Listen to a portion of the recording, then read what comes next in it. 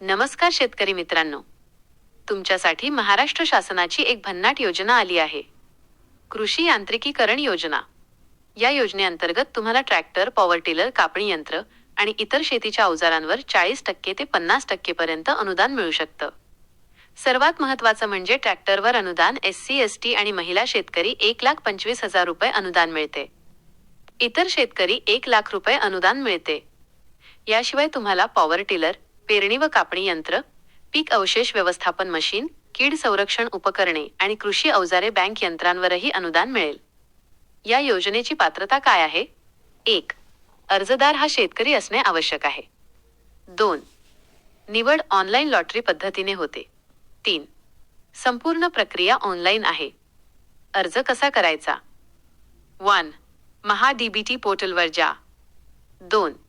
तुमची नोंदणी करा. 3. योजना निवडा आणि अर्ज सबमिट करा. लक्षात ठेवा, ही योजना मर्यादित आहे, त्यामुळे लवकर अर्ज करा.